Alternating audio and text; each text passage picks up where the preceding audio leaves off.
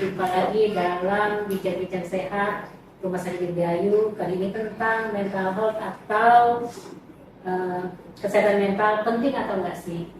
Kesehatan mental adalah yang dimiliki oleh seseorang yang dibentuk atau dibuat oleh keadaan atau suatu peristiwa di masa lalu. Jika peristiwa itu menyenangkan, maka kesehatan mental akan terjaga dengan baik. Tetapi sebaliknya, jika peristiwa itu tidak menyenangkan, maka akan muncul trauma kesehatan mental akan terganggu. Tentunya tanpa kita sadari juga kita pernah mengalami kesehatan mental yang terganggu. Oleh sebab itu kita perlu mengetahui coba gejala-gejala atau penanganan terkait dengan kesehatan mental itu sendiri. Baik, telah hadir bersama kita Dr. Utomo Yudi Kristianto Wibowo, spesialis kesehatan jiwa yang akan mengupas tuntas tentang kesehatan mental. So, dokter, apa kabar? Kabar baik. Sehat, dokter? Iya, syukurlah sampai saat ini masih sehat. Masih sehat ya, dokter ya, sama kita juga sehat semua. Dokter, kita kan baru berjumpa untuk pertama kali. Boleh biasa dipanggil Dokter Utomo atau Dokter Yudi atau dokter apa ini? Oh iya. Iya. Perkenalkan saya Dokter Tomo. Biasa Dokter Utomo sih, Dokter Utomo Yudi Kristianto Wibowo. Sudah dia sering dipanggil Dokter Tomo ya. Lebih simpelnya sama teman-teman, bahkan sama pasien dipanggil Dokter Tomo. Dokter Tomo ya. Iya, jadi lebih cari yang simpel aja. Cari yang simpel aja dokternya. Baik dokter, berbicara tentang kesehatan mental. Sebenarnya kesehatan mental atau mental health itu seperti apa sih dokter? Kesehatan mental itu sebenarnya sangat sederhana ya. Sesuatu yang tapi kadang saking sederhananya kadang itu terabaikan. Tapi kalau saya umpamakan itu seperti seorang pengemudi mobil yang mengendalikan mobil. Itu kesehatan mental. Kesehatan fisik mobil. Fisiknya mobil? Ya, pengendara mobilnya adalah kesehatan mental. Kesehatan. Mereka berjalan di jalan kehidupan. Itu perumpamaan saya. Nah, kalau seorang pemilik mobil lihat mobilnya lecet, itu langsung diperbaiki kan? Iya, betul. Tapi kadang kalau pengendara mobil sakit kepala sedikit, dia mau jalan. Makanya saya bilang, kesehatan mental itu seperti pengendara mobil, kan terabaikan. Sering terabaikan. Ya, makanya kecelakaan di jalan, tapi kecelakaan di jalan itu terjadi jarang itu karena mobilnya bermasalah duluan. Biasa mobilnya bagus, tapi karena pengendaranya ada masalah hidup, akibatnya terjadi kecelakaan. Entah karena keterburu-buruan, entah karena istilahnya banyak pikiran yang tidak fokus di jalan, atau entah karena pemikirannya sang pengemudi ini. Kalau dari penelitian atau studi yang ada, kategori mental health itu di usia berapa sih dokter? Apakah ada kriteria tertentu terkait dengan usia? Apakah memang sejak dari dalam kandungan atau ada setelah dilahirkan itu di usia berapa kesehatan mental itu kita jaga? Jadi kesehatan mental itu cukup banyak range-nya ya. Di usia kecil itu kebanyakan karena faktor genetik. Okay. Sementara kalau di usia remaja, transisi dewasa itu karena tekanan stres, karena transisi yang terlalu cepat. Dan juga ada problem dengan generasi. Ini nanti kita bahas di sesi lanjutan ya. Sesi lainnya dokter Ya, tentang generation. Nah, kemudian kalau di usia 40 dan 50 itu biasa karena sudah karena faktor lingkungan. Jadi genetik itu muncul memang di awal-awal sampai 20-an tahun. Makanya istilahnya di situ yang paling banyak yang terkenal itu, dan mungkin banyak ibu-ibu yang akan selalu langsung cemas kalau dibilang, wah anak saya autis, kayak gitu. Wah anak saya ADHD, nah kayak gitu. Saya juga pernah mengalami seperti itu. Di mana sebenarnya proses perkembangan itu bukan cuma autis dan ADHD saja. Tapi karena istilahnya memang genetik mainnya banyak di sana, maka ini yang banyak muncul di anak-anak di perkembangannya. Dan tapi it's not so easy to diagnose, tidak semudah itu dan itu mendiagnosis yang membuat ibu-ibu jadi cemas ya? Ya, ibunya jadi cemas karena stres anaknya kan. Iya betul. Ibunya jadi cemas, ibunya kan 30-40. Benar kan yang saya bilang? Ya. Oh, yang muda kena genetik, yang tua biasa karena faktor sosialnya. Sosialnya itu. Jadi kesehatan mental di setiap range usia itu akan berbeda. Akan berbeda ya. Ya. dari usia di bawah 5 tahun, kemudian yang remaja sampai dewasa, Iya. bahkan yang tua juga berbeda-beda. Itu bisa kita bahas berbeda lagi, soalnya ada banyak jiwa itu banyak pembahasan ini masuk ke perkembangan. Perkembangan ya, Iya. baru di perkembangan ya dokter Iya. ya. Baik dokter, untuk kategori jenis kelamin, ini kan laki-laki dengan perempuan, ini kan terkait dengan kesehatan jiwanya. Kalau menurut dokter dari pandangan keilmuan itu kesehatan mental mana yang lebih baik? Apakah dari laki-laki atau perempuan dokter yang lebih bagus kesehatan mental itu atau bagaimana? Sebenarnya ya, kalau saya bilang malah perempuan Perempuan ya. yang terlatih dengan baik. Kenapa? Sangat juga perempuan. Ya? Kenapa perempuan? Wah, maaf laki-laki ya. Oke. Maaf benar ini. Tapi ketahuilah bahwa perempuan itu dipengaruhi oleh siklus hormon. Itu satu nilai plus bagi mereka. Jadi kalau mereka bisa survive di keadaan hormon yang bermasalah, yang biasanya dinanti-nantikan setiap bulan, toh mereka bisa istilahnya anteng-anteng aja. Itu membuktikan bahwa kualitas mentalnya lebih bagus kan? Laki-laki kan tidak mengalami itu. Kan biasanya perempuan itu kan kalau pada saat ini kan agak uring-uringan. Betul. Makanya saya bilang wanita lebih unggul karena mereka teruji di sana.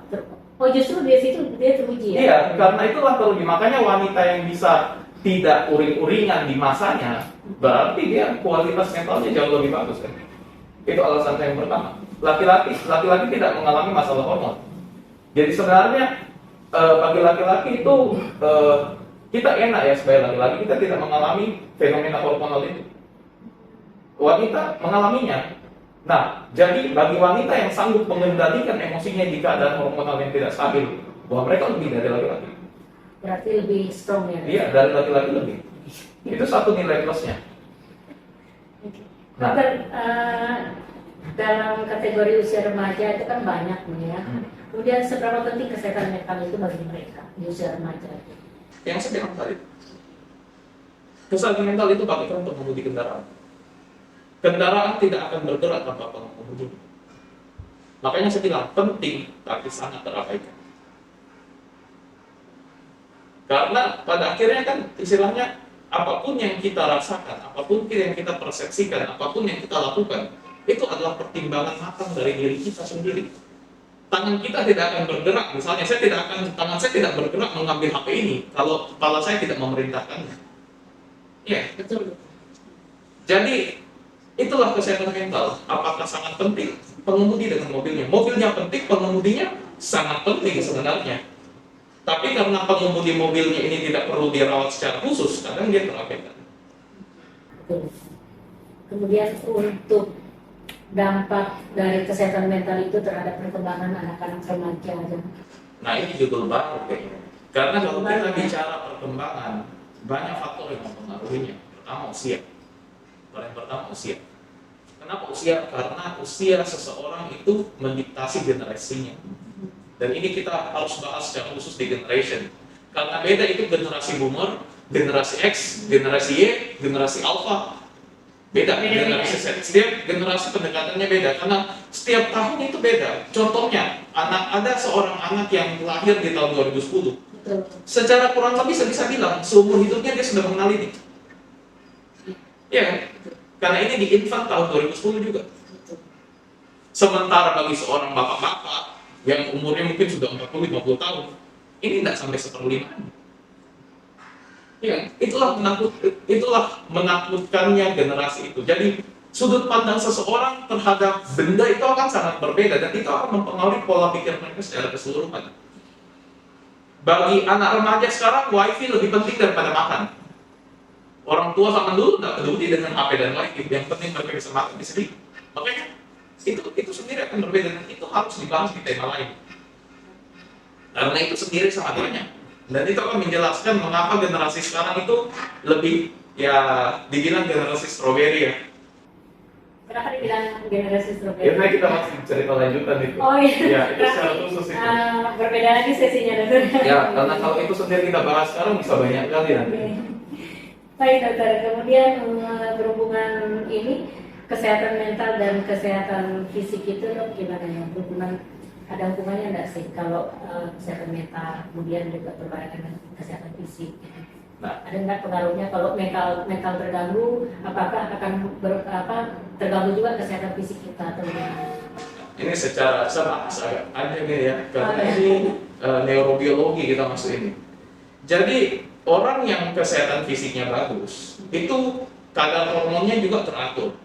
Contohnya, orang yang obesitas, maaf ya, terutama wanita, mengalami siklus menstruasi yang tidak normal. Bagaimana? Benar tidak?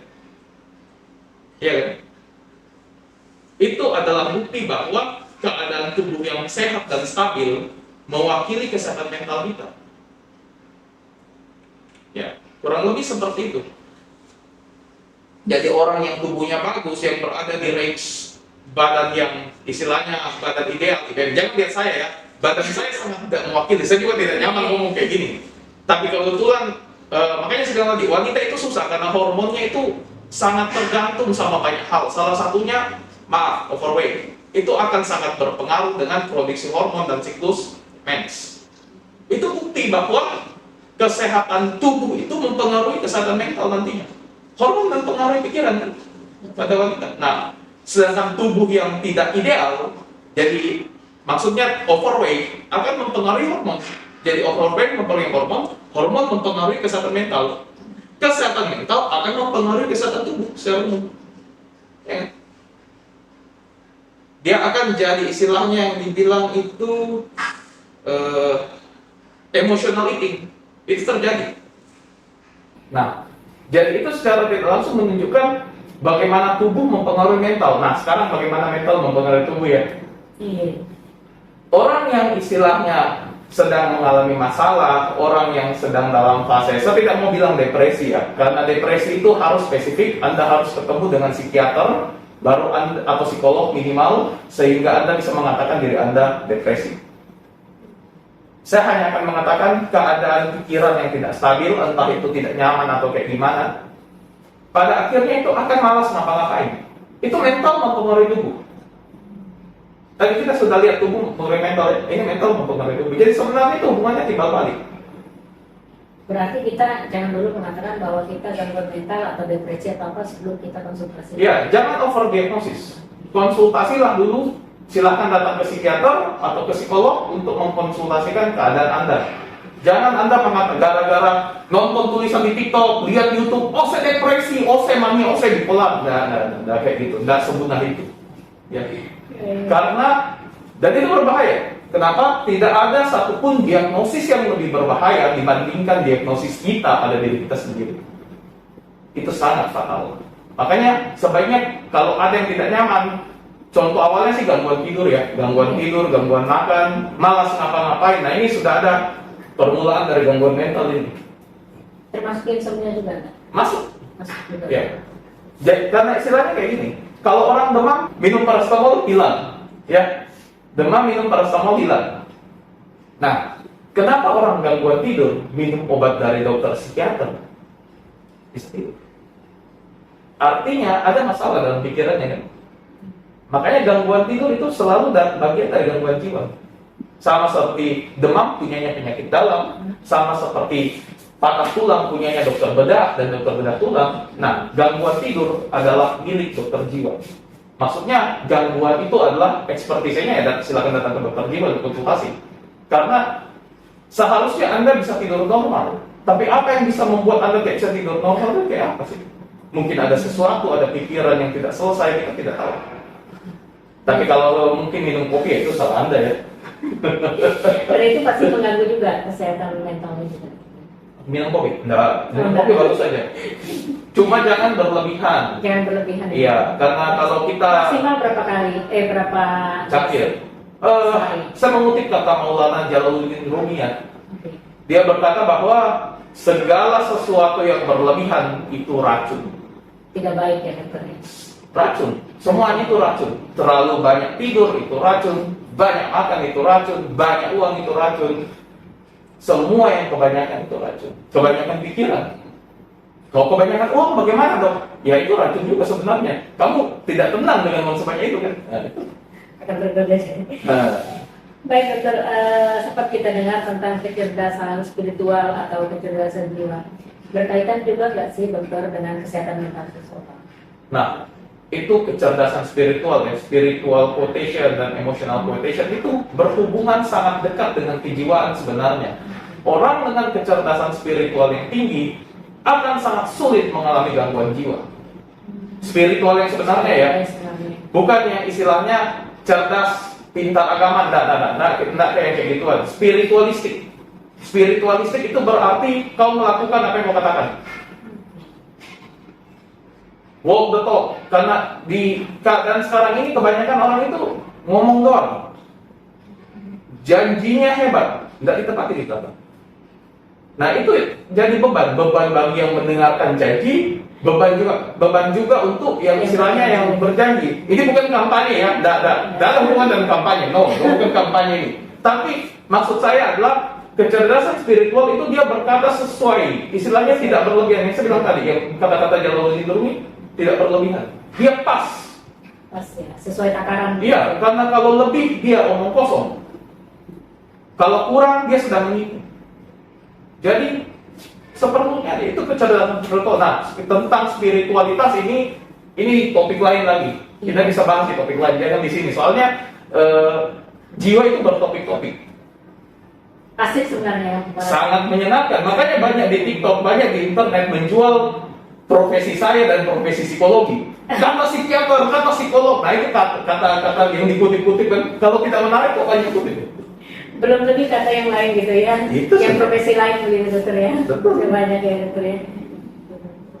Kemudian dokter, saat ini kan lagi booming tuh tentang seperti di TikTok, media sosial mengenai penjelasan terkait NPD atau narcissistic personality disorder. Apakah NPD itu juga berdampak atau mempengaruhi kesehatan mental seseorang? Seperti orang suka narsis di TikTok mungkin gitu kan. Kan banyak tuh kalau kita lihat di TikTok tuh orang yang narsis gitu. Oke. Pertama kalau kita bilang narsis ya, narsis itu ada ruangnya sendiri. Itu adalah gangguan karakter, gangguan kepribadian. Makanya dibilang narcissistic personality disorder. Nah, dia sudah sampai di level disorder, artinya dia mendampak sama orang-orang di sekitarnya. Orang-orang di sekitarnya itu tidak nyaman dengan karakternya.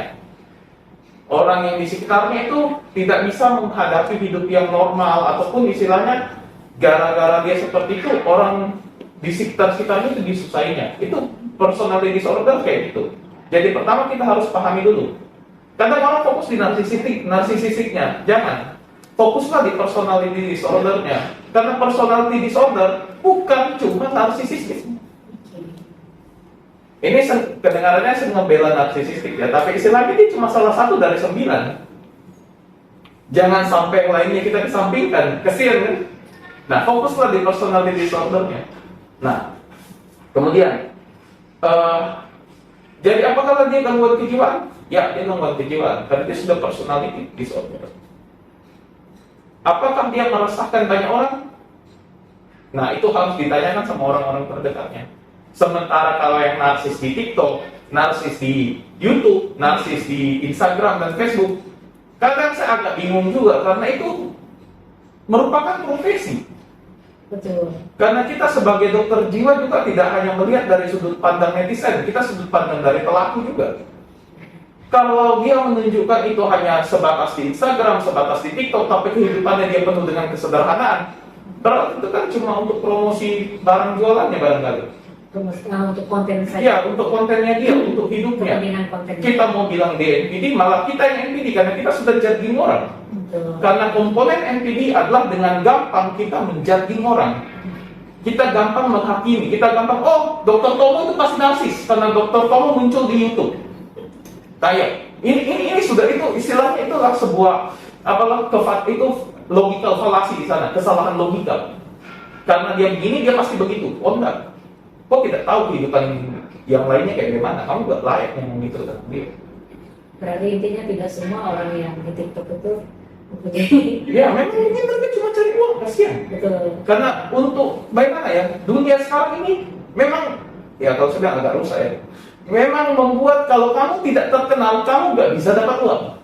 Betul. Tapi kadang juga ada yang over ya, yang sampai taken for granted. Misalnya contohnya, yang nggak tahu ini saya agak lupa ingat, tapi dulu pernah ada konten kreator Ya. yang masuk ke penginapan, masuk ke hotel besar, terus mereka bilang nggak mau bayar.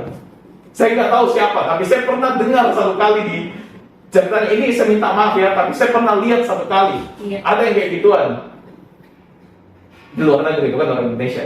Saya tidak tahu kalau di Indonesia ada, tapi di luar negeri saya lihat. Jadi itu yang katanya selebgram, dia masuk ke restoran, masuk ke hotel begitu, tinggal tidak mau bayar. Karena katanya saya selebgram, saya jual hotelmu. Padahal belum tentu menjual juga dokter ya. Dan maksud saya, itu sudah meresahkan orang. Merasakan betul. Dia masuk ke personality disorder kan? Iya. Sudah merugikan orang di sekitarnya. Dia merugikan pemilik hotel, dia merugikan pemilik restoran. Seolah-olah karena dia merasa punya fame yang begitu besar. Padahal mungkin artis seperti Dwayne Rock Johnson saja datang bayar.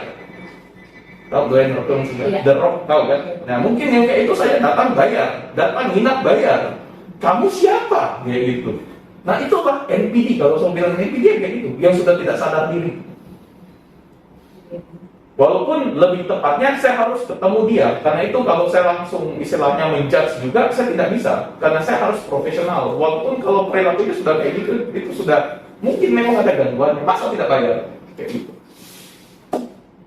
Nah, kurang lebih seperti itu ya kalau untuk bicara tentang NPD. Jadi kalau yang di TikTok beredar itu belum tentu. Kecuali kalau sampai merugikan, nah, itu sudah ada itu. Ada sudah gejala-gejala situ ya dokter. Ya. Iya. Karena bahayanya kalau saya mengatakan di NPD, itu sudah pasti NPD. Kebetulan kan profesi saya memang bisa Betul. mendiagnosis orang kan. Sudah pasti bisa mendiagnosis yang seperti itu dokter. Ya, tapi saya sendiri masih ragu. Jadi, ya, kalaupun Anda tidak nyaman dengan caranya, ya hindarilah. Jangan jadi seperti itu saja. Sekarang ini kan kalau saya lihat ya, ini maaf, kalau saya lihat di YouTube itu kan banyak sekali terkait dengan apa itu terapi untuk meditasi dan segala macam gitu. Apakah misalnya ada nih yang coba-coba mengikuti semacam meditasi begitu, apakah itu juga membantu dari gangguan mental, gangguan kesehatan atau gangguan jiwa begitu? Itu ada sangat berdampak ataukah nampaknya sedikit saja, tetapi bisa membantu begitu? Semua pelatihan hipnoterapi, Iya. meditasi atau apapun itu semua, ya itu sebenarnya baik-baik aja, sah-sah aja, asal yang melakukannya sesuai profesinya. Maksud saya kayak ini, jangan sampai dia profesinya lain, tapi mengajarkan hipnoterapi. Misalnya dia adalah seorang, nanti mas saya tersinggung ini kalau saya ngomong. Misalnya dia adalah seorang yang istilahnya tidak ada keahlian, tidak tersertifikasi, kemudian dia melakukan hipnoterapi istilahnya dan melakukan pelatihan dan selanjutnya, tapi dia tidak ada dasar basis pengetahuan, itu penipuan. Misalnya kayak gini, saya kasih Anda analogi ya, ini analogi. Misalnya, Anda punya kasus hukum, Oke, datangnya harusnya ke pengacara ya. betul. Nah, betul. tapi ini kasus hukumnya malah datangnya pergi ke dokter jiwa lagi. Terjiwa. Ya, saya lagi. Ya, nah masuk akal kan? Iya betul. Walaupun masuk akal, betul ada sarjana hukumnya. Promosi.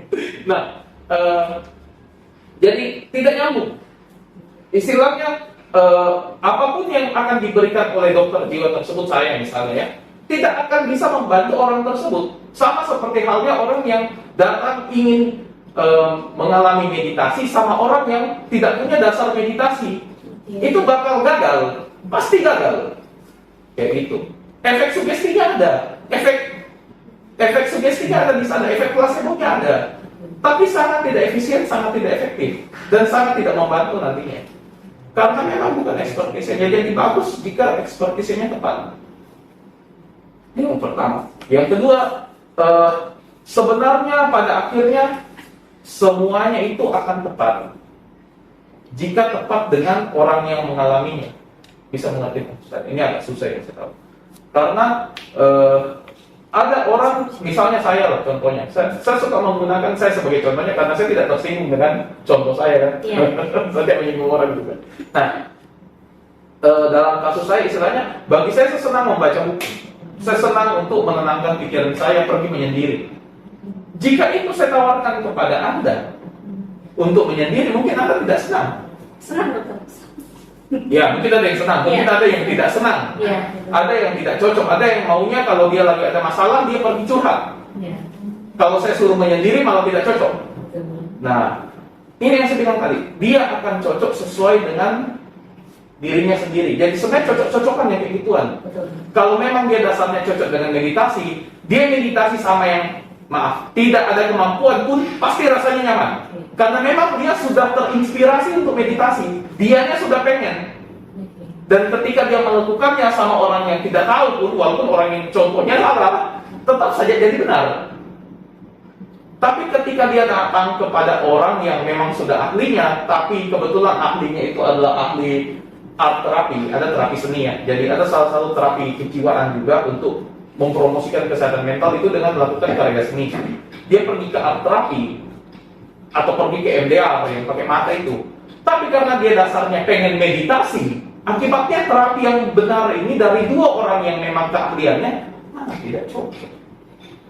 Jadi sebenarnya seorang pasien itu datang sudah dengan jawaban. Itu gangguan jiwa kayak gitu, kesehatan mental kayak gitu. Dia sudah punya caranya sendiri yang tinggal diamplifikasi. Mana yang paling tepat ini? Makanya praktisi kesehatan mental itu kadang pusingnya di sana. Oh iya. Apa sebenarnya yang dia mau bikin ini? Yang cocok untuk dia, karena tidak ada orang yang lebih tahu dirinya daripada dirinya sendiri. Benar tidak? Betul. Nah, kayak gitu. Jadi tidak ada terapi yang paling cocok untuk dirinya dibandingkan terapi yang memang dia sudah inginkan untuk dirinya. Cuma kadang mereka bingung. Kadang mereka tidak tahu apa yang tepat. Makanya mereka coba sampai mereka dapat, oh ini dia. Tapi jawaban itu ada dalam diri kita. Jadi sebenarnya seperti ada kata-kata peribahasa kuno bilang ini, tidak ada satupun yang bisa bantu diri kita Selain diri kita sendiri. selain diri kita sendiri. Baik dokter, terima kasih atas waktunya, kesempatannya untuk bincang-bincang dengan kami. Dan sebagai penutup, kami mohon closing statement dari dokter. Ya. Silakan. Terima kasih ya untuk sobat saya Dirga Hayu. Jangan lupa selalu update dan selalu follow Instagram Dirga Hayu untuk menyaksikan bincang sehat bersama dokter-dokter ahli di sini. Ya. Itu dari saya. Terima kasih dan sampai jumpa.